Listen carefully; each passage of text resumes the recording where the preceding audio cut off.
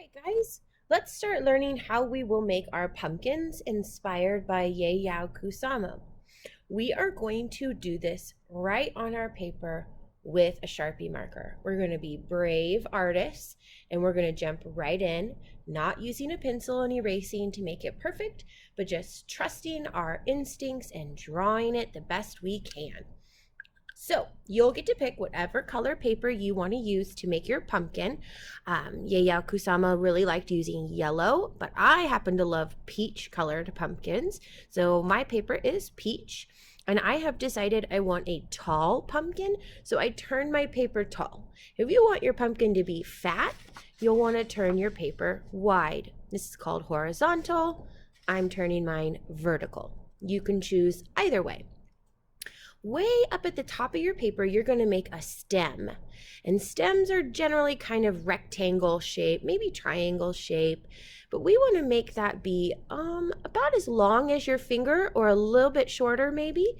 So try to kind of measure right at the very top of your paper how long your finger is. And that's about how long you're going to want your stem to be, okay? I like to start by drawing with my finger first and just imagining what my stem or whatever it is I'm drawing is going to look like. Making my finger kind of practice that motion and visualizing it with my eyes helps me when I get ready to do it with the actual marker, because we know we won't be able to change it once it's on the paper. Okay. You can curve your stem a little bit if you want to. You can make it straight on the top, but what I like to do is make a curve this way and then a curve that way. So it's kind of like either an oval or a skinny football shape. That shows us a little bit of dimension, so it looks like the stem has a top. Okay? And then some kind of a curve or a straight line to connect the bottom of the stem. Now, the pumpkins are generally sort of like circle or oval shapes, but we're not going to draw the whole big shape. We're actually going to do one segment at a time. And so the first one I want you to do, I want it to come all the way to the bottom of your paper. So your pumpkin will really be nice and big. So again, I'm just going to imagine that with my finger first.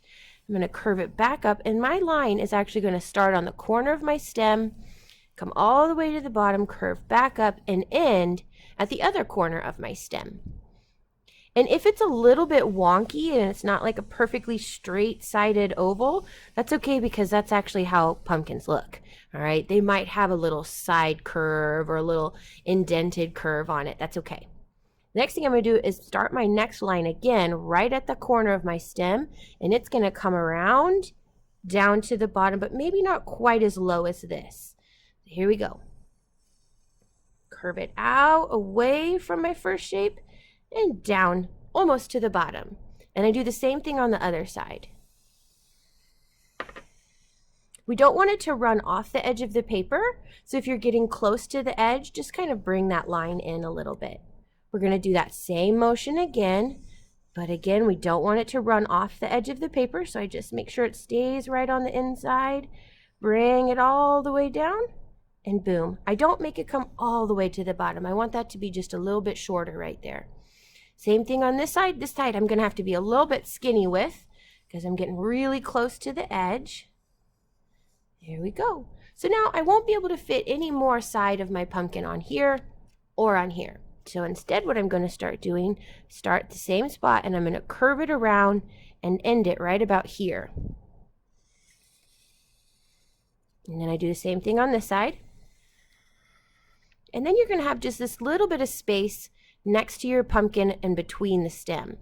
And all I do for that is just make a little curve connecting the side of the pumpkin to the stem. So it's like those parts of the pumpkin are behind the stem. Okay?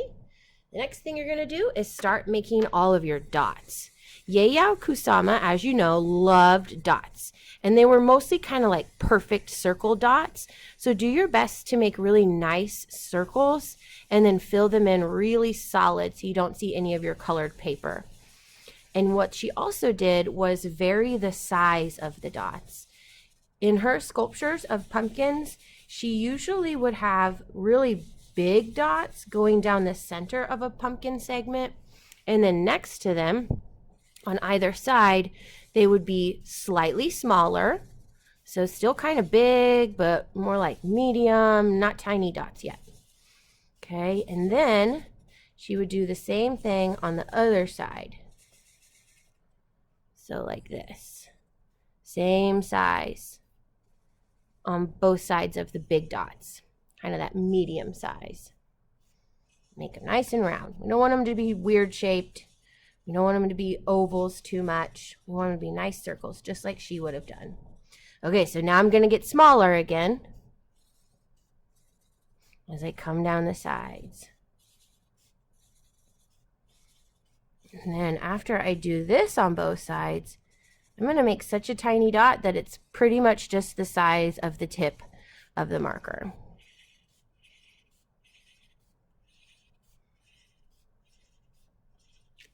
So now I can't really squeeze any in up there, but I can right here.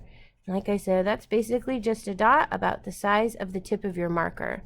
If you have space for more dots, you should go ahead and continue with either small, medium, or tiny dots to fill in until you get to the side of each segment. You're going to continue with this pattern in each segment. And then after your pumpkin is full of dots, we cut it out.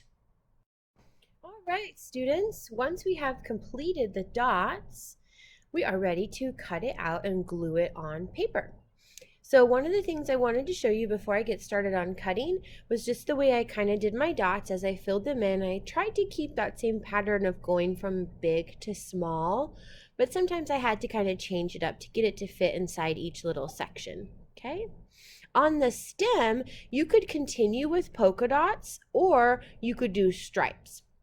But I would not color it solid because then you won't be able to see your stem when you glue this onto black paper.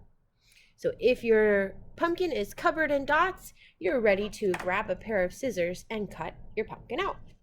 So when we're cutting, we want to remember that we hold our scissors with our thumb in the small hole and then 3 fingers in the big hole. The scissors always point away from us. The paper will move and the scissors will stay same position. All right? We're going to be cutting on the outside of our pumpkin. Don't continue to follow this line all the way through. If I kept cutting all the way up and through there, I would cut off that whole part of my top of the pumpkin. So you're actually only cutting the outside lines. Remember that your scissors are like a train following its track. The train never gets off of its track or it crashes. And we don't want our scissors to get off of our line or else it doesn't look good. Every now and then I snip off my scrap papers because then it's easier for me to hold my paper. And I just jump right back up onto that line and I continue to turn my paper as I need to, not my scissors. My scissors are always pointing away. So remember this other hand over here, he's got an important job, just as important as your cutting hand. This hand is holding the scissors and opening and closing them. But my other hand, it is guiding my paper and holding and supporting it. That's a big job. So don't forget to appreciate both hands as you're cutting. So remember to get into all those little corners of your curves. Sorry, that was off the camera there for a minute. I was so focused on staying on the line, I forgot to look at my camera and make sure you were seeing what I was doing. Now you can see I am staying right on that black line all the way around. Now I've got my nice little pumpkin. All your trash will get thrown away in a little while, but we're going to glue this onto black paper next. So turn it to the back and you're going to create a thin line of glue all the way around your pumpkin, starting from the stem. And I would not put that line of glue too close to the edge of your pumpkin, otherwise the glue will seep out of the sides when you press this down onto your black paper. So just slowly work your way around the pumpkin, making a thin line. So it's kind of like you made an outline inside of it. The other thing I like to do is spread my glue out just a little bit, not a lot because you'll actually wipe the glue off. But this just kind of helps to keep it from seeping out the sides, and it also doesn't leave as much of a bump where the glue is. And then that glue on my finger, I just wipe it off into the middle, so that'll also help hold down the middle of my pumpkin while it cleans my finger. Then you're going to get your black sheet of paper And your pumpkin should go right in the very middle of it. And it should fit, but might fit kind of tight because your paper you used for your pumpkin is the same size as the black paper. Rub it down nice and easy, and then you're ready to get your other drawing tool. All right, we just finished the cutting and gluing step. Next thing we're ready to do is our background and our name. That's going to be done with crayons. You're going to get to pick a color. Gold, white, or silver are your choices. I'm going to flip it to the back of my paper here so you can kind of see how they look on the black. So the gold is not super sparkly and shiny, and it just barely shows, which could be kind of cool, and you might like the way that looks for your background. White, it pops out really well, and so does silver. But again, like the gold, it's not really sparkly, shiny kind of silver. It's just a little bit of a shimmer, not much, and it shows up pretty well on the black also. Okay, so whichever one you like best, you're going to make that choice and then write your name and your class code. Right underneath, you'll write your class code. Then flip it to the front. Now for your background, you're going to be using lines. No more circles, no round dots, but straight lines. And those lines are going to break your background up into lots of little shapes, kind of like triangle shapes. So what I do is I just start a line from the pumpkin, and then from that line, I draw another line. And I just keep doing that. So it almost will look like broken glass, maybe a little bit like a spider web. But you just continue doing that, creating lines off of lines to break up the plain background into something a little bit more interesting with lots of geometric shapes on it, all different types of geometric shapes. You can even make some that are kind of longer, but we just want to break it up and not have it be so plain. And these straight lines are a nice contrast against the organic shape of your pumpkin and the round shapes on the decorative dots you made. So it's a good idea in your artwork to have a variety of lines and shapes to really keep people's interest as they're looking at your artwork. So just continue working your way around that little space of black that you left around your pumpkin. If your pumpkin's pretty small, this step might take you longer because you'll have more space to fill in with your little shapes. But if you're like me and you made a great big pumpkin, it won't take very long to do all of those steps. When you're done, just look a little bit more and see if there are spots that you could break up into even smaller shapes maybe. So the more the merrier. It looks really cool to have lots of lines everywhere. So anywhere you feel like you still need one, stick one in.